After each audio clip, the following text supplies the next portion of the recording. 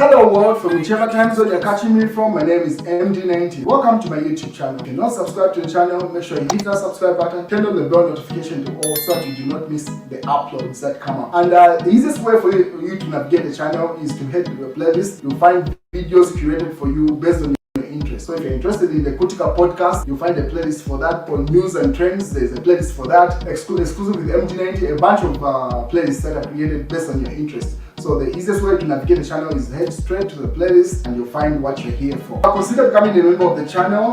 Right next to the subscribe button is a join button. You click on the join button so that you can become a member of the channel. You support the team on the production and a number of things that we're doing here, and we appreciate that. Well, as you may be aware, Edith Nawakwi has a number of court cases, and she hasn't been appearing in court because her health hasn't been good. But the state has applied, or so pretty much a state applies to move court to Nawakwi's house. So as you may be aware, because of inability to appear before court, seems like the state has applied to have the court go to her house, and these are the details in that particular report. So the state application to move court to Nawakwi's house or Nawakwi's residence to verify a health condition condemned. So the state should already be aware that Nawakwi's health status, if the country's intelligence system was functioning effectively, says Fred Membe. So Fred Membe weighs in on this particular issue. So Socialist Party President Dr. Fred Membe has expressed strong disapproval at the state's application for the court to visit opposition FDD leader Edith Nawakwi's residence to verify her health condition. In a statement, Dr. Fred Membe described the move as disturbing and arguing that the state should already be aware of Nawakwi's health status if the country's intelligence system was functioning effectively. He claimed that despite the recent recruitment of 600 UPND cadres into the intelligence service, authorities seemed unaware that Nawakwi had been unwell for a long time and had been receiving medical treatments abroad. Dr. Membe further disclosed that Nawakwi had been reportedly blocked from traveling abroad for medical attention, even when she appeared visibly frail. That's according to Fred Membe. He stated that she was only allowed to leave at her own expense after facing unnecessary resistance from authorities who feared that she would flee. Dr. Fred Membe underscored that this pattern of obstructing medical care for politicians facing what he described as politically motivated charges was inhumane and set a dangerous precedence. He warned that the government pursuing justice without compassion risked becoming barbaric. He emphasized that the true justice must be accompanied by humanity and expressed concern that the current approach threatened the rule of law, respect of human dignity in the country. So pretty much that's a statement coming from Fred Membe with regard to the state application to have them move at Nawakwi's house, or pretty much the court move to our house to verify a condition. What is in the Daily Nation? Grant Geoffrey Waliamwamba GBM bail, Mouse Sampa appeals. So there's been an outcry for GBM to also get his medical attention.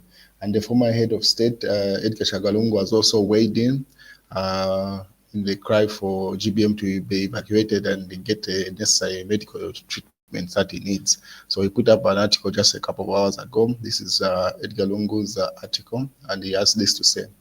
Good afternoon, fellow Zambians. It is with a troubled heart that I write to express my pain and anguish over the continued health deterioration of my brother Geoffrey Waliamwamba, also known as GBM.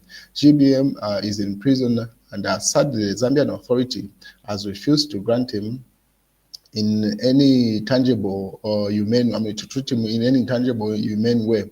I am more saddened to learn that our courts have consistently denied our ailing GBM constitutional bail pending appeal. It will be ethically and morally and humanly wrong for the United Party for National Development (UPND) government to move to organize or support GBM's funeral when they have the power to save his life today. Generally speaking, we all know that GBM is a responsible Zambian business person or businessman and a good brother with close friends in the Patriotic Front (PF), in the United Party for National Development (UPND), and the Movement for Multi-Party Democracy (MMD), and everywhere. Why should the UPND government fail to decisively save the life of their own brother like GBM? In 2016, he was their party vice president and President Hakainde Hichilema's running mate. He asks, why can't I save him? They save him. And then he goes further to say, in 2008, President Levin Mwanawasa ordered the midnight evacuation of his main political rival, Michael Chilufya Sata, of the Patriotic Front to South Africa for specialized treatment after he suffered a severe heart attack. I appeal to President Hakainde Hichilema to show similar brotherly love, Christian touch, and humane grace over our sick brother GBM. It is such gestures that build our nation and heal our political divisions and the regional differences as people. Let's continue to pray for GBM and all our sick brothers and sisters across the country. Edgar Chagwalungu, Zambia's 6th president and Patriotic Front president and Tonse Alliance chairman. So that's a message coming from Edgar Chagwalungu towards President Hakainde Hichilema with regard to the evacuation of GBM. He says it would not be right for them to move swiftly to try to organize for his funeral when his life can be saved now by getting him his medical attention that he needs, by visiting his doctors in South Africa and where else that he goes. Mao Sampa is also weighed in. He's even wearing a GBM T-shirt there, as you can see, with GBM's face there, Patriotic Front, and he also has his kids. It says they send a message to him for a quick recovery. He's one of the people who's appealing for government to let GBM go and get the medical attention. What is in other news? Chief Etari weighs in on the constitutional amendment process because this should be the current Minister of Foreign Affairs. Was on Radio Phoenix and he issued a number of statements. And according to the article, it says, Mulambo Ahimbe says constitutional consultation process on the constitution commenced while he was justice minister, because as you may remember, Mulambo Ahimbe was justice minister. So he says this is not when the consultation process is happening. It had been done a while back. Now people wonder who was consulted. Anyway, and then in the mass newspaper, Stop Him, Calabar asks the United States to persuade Hakainde Hichilema to abandon amendments. That's Hari Calabar appealing to the United States for them to intervene to bar Hakainde Hichilema and the UPND from making amendments to the Constitution. Now the question to say, in what capacity? Does he want the US to sanction Zambia or what? I do not know how that works. But anyway, that's according to Hari Calabar. And then Chief Etari he says, Mlamba Himbe says the consultation process on constitution commenced when he was justice minister. And then Chief Etari says, the problem with the United Party for National Development, UPND, is that they think they can talk themselves out of any situation. They believe people can, people can miraculously get rid of hunger and just by them talking. After blunders, the president and Hamasaka and Minister of Justice have made, Mlamba Himbe thinks he can save the situation with more lies. So he says what the Minister of Foreign Affairs was saying on radio lies, according to Chief Etari. He's just trying to save face. And then Kasune contradicts State House. That's according to the news diggers. There is no draft constitution. So as you may be aware, there was the rumors around to say there's already a draft that has been prepared. And then current Minister of Justice says there's no draft. those contradictions are what are being referred to here in the news diggers. And then KBF, Kevin Fugwebwadiam, also says, join Edgar Jagalungu to bring hope and uniting Zambians, restoring democracy. So he says, this is according to KBF. He says, these are the Sata boys, or pretty much people that were mentored by the late President Michael Sata. And he has an image of him with Edgar Lungu there. And he puts up an article which he says, Zambians have decided to vote out UPND.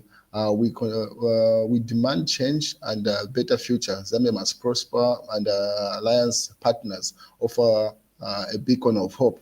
Let us unite to vote for a prosperous Zambia. That's according to KBF. He goes further to say, 2026 is coming. Let's not make another mistake. Mkukuru must go, pretty much like the thieves must go. That's according to him there. And in his article to say that for a prosperous Zambia in 2026 with transparent, accountable, and people-centered leadership, meaning him and the Tonse Alliance there. Politics warming up. And then that's Mao Sampa there. He has printed a number of T-shirts with people, pretty much what he refers to as the founding people of the PF. You can see Bomanu Sambo there. You can see Chitotela the jailed member of parliament, even Chilangwa is also in Mukoweko, if I'm not mistaken, and himself, GBM, and what's his name? Shimba Kamwili there.